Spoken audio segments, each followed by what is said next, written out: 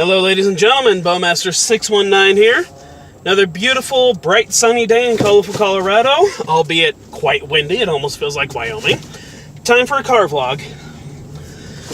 Today I'm going to be doing a quick top 5 type of video. And that is regarding projectile tools. Now, the term projectile tools I use simply because I do not limit myself to be considered an expert of only one section, and I'm not necessarily an expert in those sections alone either anyway. What I mean by that is simply enough, if it is somehow able to be thrown, launched, propelled forward in whatever way that possibly could be, it is considered a projectile tool. So, knives, axes, atlatls, spears, bows, crossbows, firearms, air guns, slingshots, you name it, we're going to include it at some point probably during the car vlogs. This one in particular is the top 5 that I personally believe, I apologize for the sun. Top 5 that I personally believe are the best categories in regards to long-term sustainability. Which ones are going to be probably your best option for any kind of long-term sustainability, such as shit at the fan situation, bug out, zombie apocalypse, things of that sort. Point being where you need to either have some kind of self-defense or primarily you're going to be trying to live off the land. And the number one thing you're going to be noticing about every single item that I list here, or every single category I should say that I list here, is going to be something that is extremely versatile. It can accomplish many different tasks in one small package. So number 5 on the list are pistol caliber carbines or pistol caliber rifles. Now, for anyone that doesn't know what those are literally just a type of rifle or carbine, which is essentially kind of a short rifle that fires pistol rounds. And that can be just about anything, you know. 22s are considered to be both pistol and rifle rounds, so a 22 would be included in there. Going up in more power, you have 9mm, 357 Magnum, 38 Special, 45 Long Colt, 44 Magnum, 45 ACP, 40 Smith & Wesson. Now, you have a lot of different options out there, and the reason that I personally think that this is one of the best options you can go with is because, just like the cowboys did back in the Old West, you can swap out your ammunition that you're using in your handgun and use it in your rifle, so you're not having to carry multiple types of ammunition with you, which takes up more space and takes up more weight and more room. Even though space is room, and I'm being redundant here. Anyway, point is, that cuts down on the amount of weight and space that you need for other items. Now, as far as which caliber I personally think is the best one to go with, that is definitely up for debate. A lot of people will argue that 45 ACP is a good one. A lot of people, surprisingly, will say that 9mm is one of the most versatile, which there are plenty of reasons for that, so I can respect that. Personally, it wouldn't be my first go-to choice, but that's just me. But I think one of the absolute best calibers you can get, especially if you're like me and you enjoy some of the more old-school weapons, such as revolvers, lever-action rifles, things of that sort, I personally think that 357 is one of the best ones you can go with, simply because you can shoot 357 or 38 Special. If you have the special adaptation that you can screw onto the end of the muzzle, you can use shot shells out of a 357, plus, it being that particular caliber, it is capable of taking both small game and medium game, and in some cases you can even push it to say it's taking large game as well, because there have been people that have hunted hog, whitetail deer, even mule deer with a 357 Magnum cartridge. So that's why I personally think that that one ranks at number 5, is because it's a fairly well versatile type of setup for the reasons already mentioned. Now, category number 4, and this one was definitely a close tie between number 3, so if you think that they should be switched around, that's up to you.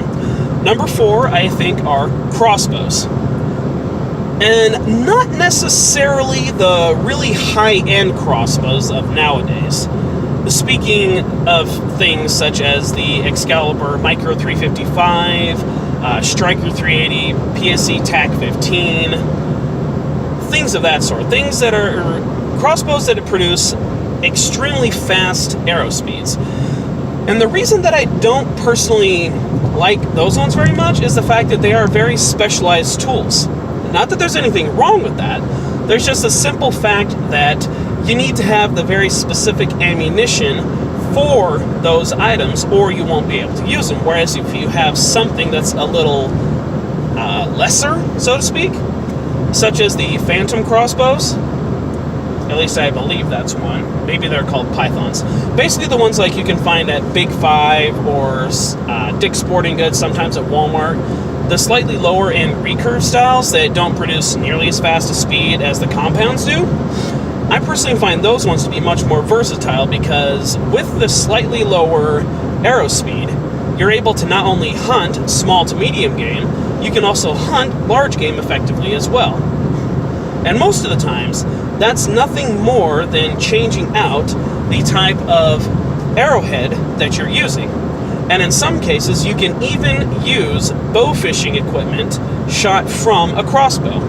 It's just a matter of using the proper type of bolt or arrow, whichever term you wish to use, and having the proper reeling mechanism attached either to the crossbow or to the boat that you're on, or bridge, or wherever it is you happen to be bow fishing.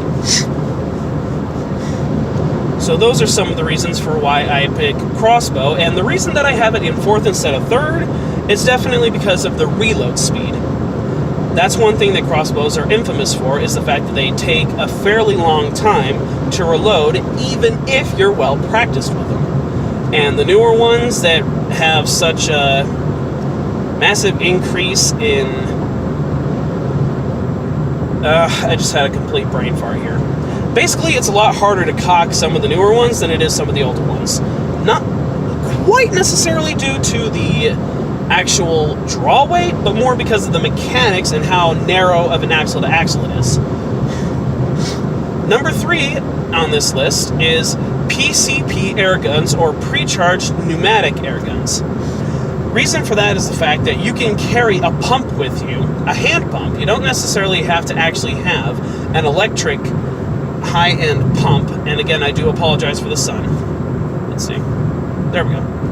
You don't necessarily have to have an actual electrical high-end pump to keep them charged. You can use just a normal hand pump. And because of the fact that they are powered by air rather than powder, they're a lot quieter, which can be a big advantage. Some of them are still loud. The big bore ones are definitely still pretty loud, so you do need to keep that in mind. However, they are going to be much quieter than conventional firearms. And depending on which caliber you decide to go with, you not only have the ability, usually, to have multiple follow-up shots if you do choose a repeater, but there's also the fact that even the smaller calibers are capable of taking some still fairly large game. I've seen videos of people taking feral hogs with a 22 caliber PCP air gun, and it was extremely effective at that. And normally, when you think of hog guns, you think of something like 458 SOCOM, 50 Beowulf, some kind of a gigantic hunk of lead moving anywhere from slow to medium speed and just thunking the side of that pig. But you can take them cleanly with a 22. I mean, it's even been documented that you can hunt deer with a 22. It's just that in most areas, that is illegal.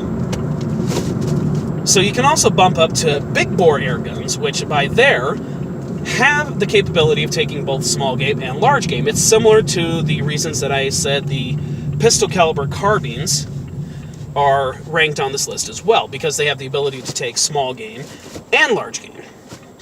Plus, there's also the fact that with PCP air guns, you also have a new advent that's not necessarily new, but it's definitely newer than a lot of things on the market, is the airbow, which is still considered to be a gun, simply because it does not actually use any kind of a string. It uses the compressed air to launch an arrow forward.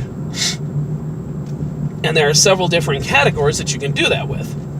There are products from FX air guns that do that, such as the Verminator, which that is a very good one for survival because it has interchangeable barrels.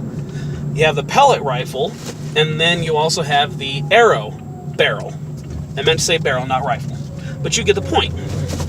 You're able to shoot both pellets of a slightly smaller caliber, anywhere from 177, 22, and 30 caliber, I believe, are the three most common. And then you can swap out the barrel and shoot arrows from it. So with that there again, you have the versatility of being able to hunt several different types of game species, with the ability of using either pellets or arrows. Another example would be the Dragon Claw, but I won't go into detail on that now. Now, number 2 and number 1 are a good tie, and a lot of people will argue with me that it needs to be switched. But due to my personal philosophy and my personal taste, that is the exact reason why I have them ranked as they are. Because I'm a personal archery fan. I probably worded that weird. Whatever. Number 2 would be shotguns. Now, most survivalists out there will argue that the shotgun is probably the single most versatile projectile tool you can possibly carry with you into the field. And with the many different advances that today has had towards the shotgun and towards the survival community, they are correct. It is by far one of the most versatile out there. First off is the simple fact that you can change what kind of game you're hunting simply by changing the shot that you are using. So obviously, smaller shot for smaller games such as pigeon, rabbit, things of that sort. Go up to larger shot for pheasants, grouse, bigger shot for waterfowl, turkeys, varmints, buckshot, and buck and ball for larger game than that, such as coyotes and such. I've even heard of hunting coyotes with BBs. And then, of course, buck and ball or buck or slug, depending on what your state allows, for large game. And sometimes you can even increase its versatility further simply by changing the choke or changing the shot itself, since nowadays we have anywhere from 2 3/4 inch shells all the way up to 3.5 inch magnums, which from what I hear are some pretty wicked SOBs. Plus, on top of that, if you happen to have a single barrel or a double barrel, you also now have available inserts that you can slide into the barrel to turn your shotgun into just about any other caliber imaginable. Literally, you just slide the adapter into the shotgun, and the adapter itself is chambered for a specific kind of round, anywhere from 22 long rifle all the way up to 20 gauge and just about everything in between. So you can have a venerable artillery. I don't know if that's a proper terminology, but arsenal, that's what I'm thinking of. You can have a venerable arsenal at your disposal with only one gun. So that way, whatever ammunition you happen to find, if it's some kind of a post-apocalyptic thing or whatever, you have the potential to get a lot of ammunition for that, aside from just the 12 gauge. Plus, obviously, shotguns, not only have they been around for a long time, but they've been proven time and again just how effective they really are. Excuse me. Now, number 1 on this list, and this is just from my personal preference, and again, most people will probably say that shotgun is better. Number 1 on the list in my preference is the bow. I am a big archery fan. I've been shooting archery since I was in 5th grade. I've done lots of studying on it. I've always been fascinated with the history of it. And personally, I think it is probably the most versatile tool you can possibly have if you have the skill to use it. That's the biggest thing right there, is the fact that if you're going traditional archery, such as I do, you need time to be able to dedicate to the bow to make sure that you are adequate in your shot placement so that you can take game cleanly and humanely. And as far as it goes for versatility, you can literally hunt anything on the planet Earth with a bow. Whether it flies, whether it crawls, whether it runs, swims, whether it weighs 2 pounds, whether it weighs 2,000 pounds, whether it weighs 20 tons, It doesn't matter. You can hunt it with the bow, and sometimes that's as simple as changing out the arrowhead. Sometimes that's as simple as just upgrading the drawway of the bow, which with today's technology, you can simply do by changing out the limbs. You can go, nowadays they have interchangeable limbs that are so simple, a child literally can do it. And you can upgrade anywhere from a 45-pound all the way up to a 100-pound draw. And personally, while compounds can of course go into this category, I myself am not a big fan of shooting compounds. I'm more of a fan of traditional archery. So that's why I personally say that traditional is better. Others will argue, but there are reasons for that I will go into detail later in a few different videos where I go into greater detail on these items. So there you go, ladies and gentlemen. That is my top 5 projectile tools for long-term sustainability. Pistol caliber carbines or pistol caliber rifles, crossbows, PCP airguns, shotguns, and bows. Thank you all so much for watching.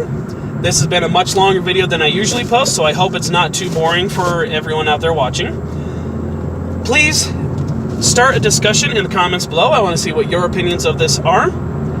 Don't forget to like, comment, and subscribe. And if you aren't subscribed, click the red icon so that you are subscribed. And also remember to click the little bell icon so you're notified of any new uploads that I happen to be putting out. Until next time, this is Bowmaster619 out. I will see you in the next video. Take care.